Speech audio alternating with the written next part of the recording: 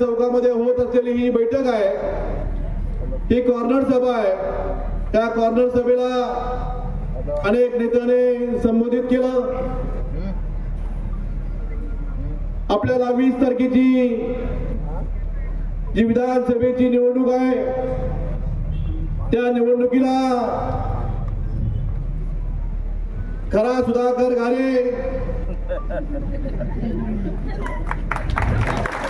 रिक्षा चिन्ह घेऊन ही निवडणूक लढवत आहे. आपला सर्वांचा आशीर्वाद माझ्यासोबत आहे, आपलं सर्वांचं सहकार्य माझ्यासोबत आहे.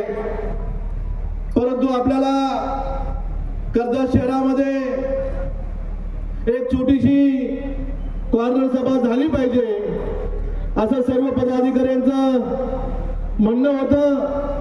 परंतु मी डामसे साहेब, ही कॉर्नर सभा आपल्याला म्हणता येणार नाही, तर ही जाहीर सभा आहे असं मी या ठिकाणी सांगेल. आपण प्रचार करत असताना मी कालही कशाच्या सभेत सांगितलं, आम्ही खालापूरमध्ये काल प्रचार करत होतो, परवा प्रचार करत होतो. अंकित सागरे माझ्या सोबत होते. एक आजीबाई आल्या, त्या आजींनी सांगितलं, सुधा भाऊ तुम्ही रिक्षाने घेतले. मी म्हटलं हो, रिक्षाने घेतले. रिक्षाने सर्वसामान्यांची गरज आहे, ते नुसतं साधन नाही तर सर्वसामान्यांची गरज आहे. ती म्हणते बरी झाली तुम्ही रिक्षाने घेतली, विमान घेतलं नाही. मी त्यांना सांगितलं, मी निवडून आल्यानंतर मला गुवाहाटीला पळून जायचं नाही, तर मला माझ्या या सर्वसामान्य जनतेमध्ये हातात हात घेऊन त्यांचं काम करायचं आहे. या मतदारसंघाचा विकास करायचा आहे. त्या मतदारसंघाचा विकास करण्यासाठी माझ्या कर्जत खालापूरच्या जनतेला सोबत घ्यायचं आहे. माझ्या जनता सांगेल ते जनतेचे प्रश्न सोडवायचे आहेत. या मतदारसंघाचा विकास करायचा आहे, मतदारसंघाचा सर्वांगीण विकास करायचा आहे. मगाशी आमच्या एक हर्षला ऐनकरांनी जी युवती आहे, ती युवती स्वतःहून व्यासपीठावर आली. तिने तिचं काही म्हणणं मांडलं का अनेक आमदार झाले, अनेक आमच्यासारखी तरुण आहेत, परंतु कुठल्याही तरुणाला कुठल्या आमदारांनी रोजगार दिला नाही. ती सुद्धा मला वाटतं कुठली तरी PhD करते,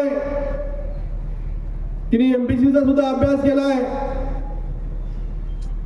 तिच्यासारख्या हुशार युवतीला जर आपल्या मतदारसंघात रोजगार मिळणार नसेल, तर मी आमदारांना महेंद्र तोरवेंना माजी आमदार महेंद्र तोरवेंना विचारणार आहे, आपल्या मतदारसंघामध्ये आपण किती लोकांना, विद्यार्थ्यांना, किती युवकांना रोजगार दिलात? आपण सांगताय मी 2960 कोटी रुपयाचा निधी मतदारसंघामध्ये आणलात, तर तो निधी गेला कुठे? भरतभाईंनी 40 वर्षाची आठवण करून दिली. हा पोल भरतभाई तुमच्या पाठीवर उभा आहे, तो अनेक वर्षापासून पडतोय, परंतु भाई तो तुमच्या सारख्या माझ्या अंगावर पडणार नाही. पुढचं तुम्ही समजून जा. 20 तारखेला पोल कोणाच्या अंगावर पडणार आहे हे तुम्हाला आपण सांगण्याची गरज नाही. आपल्याला जनता शुद्ध आहे, शुद्ध जनता 20 तारखेला आपल्या मतदाराच्या रूपाने या मतदारसंघामध्ये परिवर्तन घडवणार आहे, हे आपण सर्वजण बघणार आहोत. पत्रकार बंधू आपल्याला कायम सांगत असतात, या मतदारसंघामध्ये एक अपक्ष उमेदवाराची प्रचाराची आघाडी दीपकजी असले, त्यांनी मला प्रश्न विचारला होता, अपक्ष उमेदवार या मतदारसंघामध्ये निवडून येईल का? आता पत्रकार बंधू तुम्ही माझ्या कानात सांगायला पाहिजे निवडून येईल की नाही ते. 20 तारखेला ही निवडणूक आहे, तुमचं सुद्धा मतदान असेलच. तुम्हाला सुद्धा खरं काय खोटं काय, कोणाची बाजू मांडली पाहिजे हे तुम्ही करत असतात. तुम्ही सुद्धा शुद्ध आहात, मला माहिती आहे. पत्रकार बंधू सुद्धा मलाच मतदान करतील मांडे साहेब, कारण पुढच्या काळामध्ये तुमचा सन्मान करायचा असेल, तुमच्या तुमच्या हक्काचं तुम्हाला एक चांगलं कार्यालय बनवायचं असेल तर तो फक्त सुधाकर घारेच करू शकतो. आजपर्यंत 5 वर्ष झाले तुम्ही किती वेळा तुम्हाला तुमच्या कार्यालयाची मागणी केली, किती वेळा तुम्ही आजची तुम्ही संकुलाची मागणी केली. तुम्हाला कुठल्या प्रकारचा सन्मान देण्याचं काम या आमदार साहेबांनी केलं नाही. मगाशी मला एक माझा मुस्लिम बांधव आला होता, माझ्या कानात सांगून गेला, भाऊ आम्ही आमदारांच्याकडे 5 वर्ष आम्ही निवेदन देतोय, आम्हाला एक मुस्लिम बांधवासाठी आम्हाला एक संकुल द्या, आम्हाला इथे एक कार्यालय द्या. फक्त आमदार त्यांच्या खांद्यावर हात टाकतात, मतदाराप्रती त्यांचा वापर करून घेण्याचं काम करतात, परंतु माझ्या मुस्लिम बांधवांना सुद्धा त्यांनी कुठल्याही प्रकारचं कार्यालय किंवा कुठलं संकुल दिलेलं नाही. तालुका आदिवासी तालुका आहे, कर्जत तालुक्यामध्ये आदिवासी तालुका म्हणून ओळखलं जातं. माझ्या आदिवासी बांधवांना सुद्धा 5 वर्ष फक्त त्यांच्या तोंडाला पानं पुसण्याचं काम केलं, त्यांना सुद्धा कुठल्याही प्रकारचं आदिवासी संकुल देण्याचं त्यांनी काम केलेलं नाही. त्यांना प्रत्येक वेळी सांगत असतात, त्यांच्या आदिवासी दिन आला की त्यांना सांगतात या वर्षी तुम्हाला नक्की तुमचं आम्ही कशा पात्र परिसरामध्ये आदिवासी संकुल उभारू. परंतु हो म्हणता 5 वर्षे गेली, यांना माझ्या आदिवासी समाजाचं पडलं नाही, यांना माझ्या बौद्ध समाजाचं पडलं नाही, यांना यांच्या मुस्लिम समाजाचं पडलं नाही, यांना फक्त पडलंय यांच्या घरच्यांचा विकास करण्याचा, यांच्या बाच्याला मोठं करायचं आहे, यांच्या भावाला मोठं करायचं आहे, यांच्या पुत्याला मोठं करायचं आहे. आपण बघितलं असेल, मगाशी भाईंनी सांगितलं, अमराई मधली जी आपल्या कोतवाल जी व्यायामशाळा होती, त्या व्यायामशाळेत ती व्यायामशाळा पाडली, तिथं बिल्डिंग उभी केली. त्या बिल्डिंग मध्ये 1700 फुटाचं दुकान कोणाचं आहे आणि ते कोणाच्या नावावर आहे ते ऋषिकेश जोशी साहेबांनी मागच्या त्यांच्या पत्रकार परिषदेमध्ये सांगितलं होतं आणि ते आपल्याला सर्वांना माहिती आहे. ऋषिकेश जोशींनी सांगितलं होतं की त्या बिल्डिंग मध्ये संकेतच्या नावावर कुठल्याही प्रकारचं रजिस्टर न करता 1700 फुटाचं एक दुकानाचा गाला संकेत भाषेच्या नावावर आहे. तो कसा काय आला ते मला माहिती नाही. ते ऋषिकेश जोशी साहेबांनी त्यांच्या पत्रकार परिषदेमध्ये सांगितलं होतं, हे आपल्या सर्वांना माहिती आहे.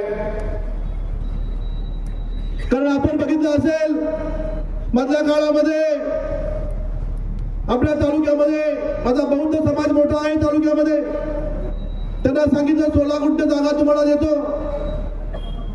एक डॉक्टर बाबासाहेब आंबेडकरांचं स्मारक सुद्धा आपण उभारू. आम्ही सुद्धा त्या गोष्टीचं स्वागत केलं.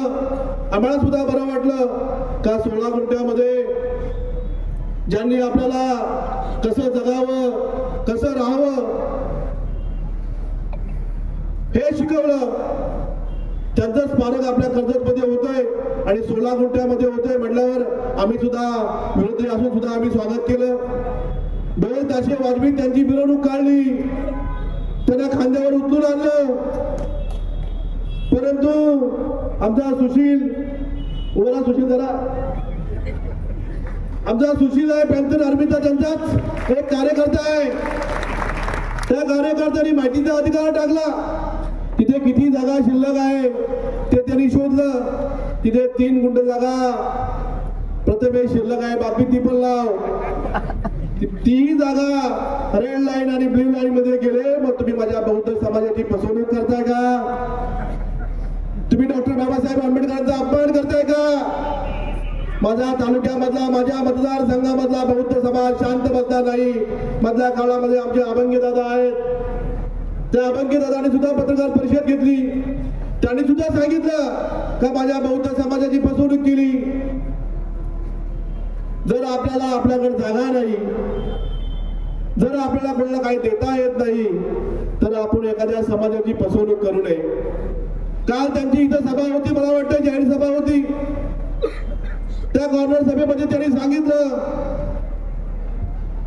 ज्यांनी कर्जत शहरामध्ये अनेक वर्ष चांगल्या पद्धतीचं राजकारण केलं, ते आपले अनंत काका जोशी असतील, कैलासवासी अनंत काका जोशी असतील, त्यांनी कर्जतमध्ये कायम शांततेचं वातावरण ठेवण्याचं अनेक वर्ष काम केलं होतं. त्यांच्या सुनबाई त्या नगरपालिकेच्या नगराध्यक्ष झाल्या. सुवर्णताई जोशींनी त्यांच्या सासऱ्याचं नाव अमर राहावं यासाठी त्यांनी भिशेगावकडे जाणारा भुयारी जो रेल्वे भुयारी मार्ग होता तो रस्ता मंजूर करून आणला. त्याला स्थगिती देण्याचं काम पत्रकार बंधू कोणी केलं हेही तुम्हाला माहिती आहे. त्यावर आनंद काका जोशींचं नाव देणार होते. तो तसा नगरपालिकेमध्ये ठराव झाला आणि ठराव झाल्यानंतर त्याला समजलं का तिथे कैलासवासी आनंद काका जोशी मार्ग असं नाव देणार आहे. तेव्हा मात्र या महाशयांनी त्या भुयारी रस्त्याचं काम थांबवलं. भुयारी मार्गाचं कामाला स्थगिती आणली आणि मात्र आता इलेक्शन जवळ आल्यानंतर परत एकदा खोटी घोषणा करण्याचं काम केलं. आपण तो भुयारी मार्ग परत मंजूर करू आणि कैलासवासी आनंद काकांचं नाव देऊ. परंतु कर्जतची जनता ही शुद्ध जनता आहे. आनंद काकांचे चिरंजीव मयूर जोशी सुद्धा एक शिवसेनेचे चांगले युवा नेते आहेत. त्यांच्या सुनबाई या कर्जत शहराच्या प्रथम नागरिक त्यांनी पद भोगलेला आहे. त्यांना सुद्धा राजकारण कळतं. तुम्ही त्यांची फसवणूक करायला बघताय, त्यांचं मताचं राजकारण करायला बघताय, त्यांची मतं घेण्यासाठी त्यांची फसवणूक करायला बघताय. मग जर त्यांनी मंजूर करून आणलं होतं मग तेव्हाच त्याला तुम्ही पाठिंबा का दिला नाही? तुमच्याच पक्षाचे ते होते ना. ज्या उद्धव साहेबांनी त्यांना तिकीट दिलं त्या उद्धव साहेबांनी त्यांना निवडून आणण्याचं काम केलं. 2-2 सभा कर्जत मतदारसंघामध्ये घेतल्या. उद्धव साहेब या महाराष्ट्राचे मुख्यमंत्री झाले. मुख्यमंत्री झाल्यानंतर जेव्हा या फुटीराई खरेदी केली होती ती जागा काहीतरी पर्पजने खरेदी केली होती. तो पर्पज जर त्यांनी वापरला नाही तर ती जागा शेतकऱ्यांना पुन्हा परत द्यायची होती. परंतु शेतकऱ्यांना जेव्हा परत द्यायची वेळ आली तेव्हा मात्र हे आमदार साहेब शेतकऱ्यांच्या बरोबर उभे राहिले नाही, तर ही जागा त्यांनी स्वतःच्या भाच्याच्या नावावर 55 एकर खरेदी केली आणि अजून दुसऱ्या कोणाच्या नावावर खरेदी केली. शेतकऱ्यांच्या नावावर करण्याचं काम केलं. माझा भूषण पाटील तिथं अनेक वेळा कोणाच्या सांगण्यावरून भूषण पाटील तिथं उपटला पटला होता. हेही भूषण पाटील तुम्हाला त्यांच्या भाटात कधीतरी सांगेल.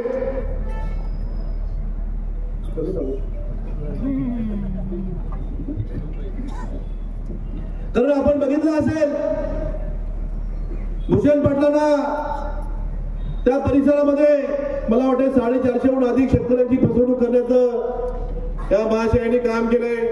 त्या परिसरामध्ये काम केलंय.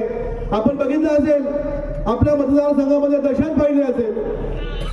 आपल्या मतदारसंघामध्ये मला वाटतं तुमच्या रॉयल गार्डनच्या समोर आमचे माथेरानचे नगराध्यक्ष होते. त्या नगराध्यक्षाची असताना त्यांच्यावर हल्ला असेल.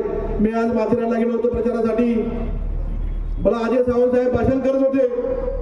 त्या लोकांनी माझ्याकडे मागणी केली, भाऊ आमच्या माथेरानच्या नगराध्यक्ष कर्जत शहरामध्ये गेला, त्याचा पाय हात तोडण्याचं काम कर्जतच्या कुठल्या लोकप्रतिनिधींनी केलं हे सुद्धा आपल्याला माहिती आहे. पण यापुढे तुमच्याकडून कुठलं असं होणार नाही यासाठी आम्हाला तुम्ही एक खात्री द्या.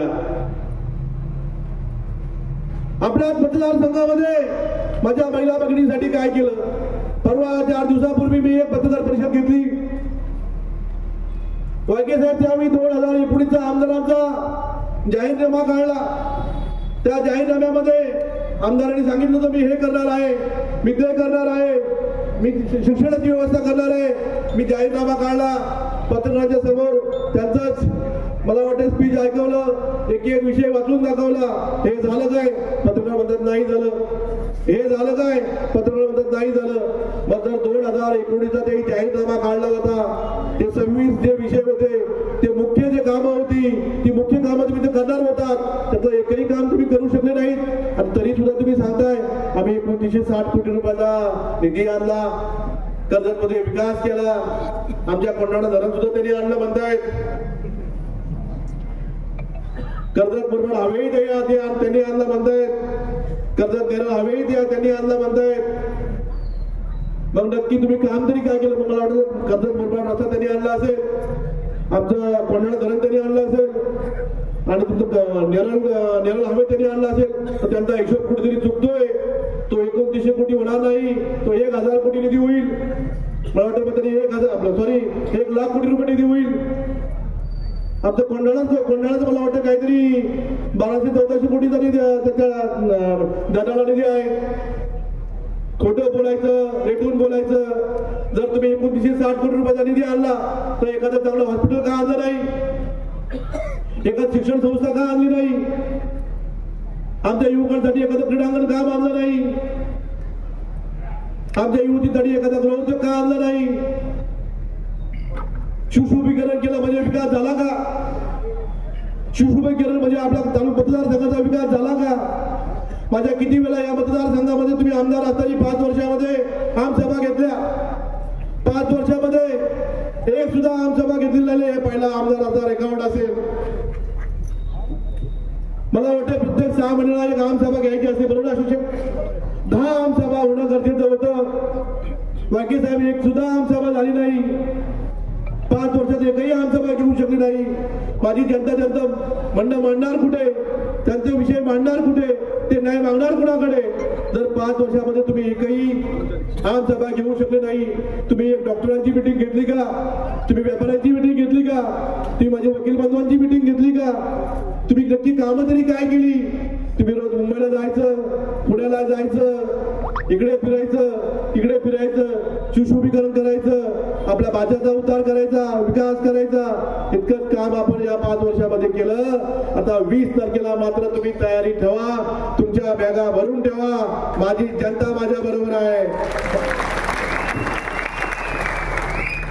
मला अनेक जणांनी विचारलं, पत्रकार मला कधी कधी खोडसाळपणे विचारतात, भाऊ तुमचा पक्ष कुठला आहे? अरे तुमचा विषय सांगतोय, तुमचा पक्ष कुठला आहे? मी त्यांना सांगितलं, जनता माझा पक्ष आणि जनताच माझा नेता आहे.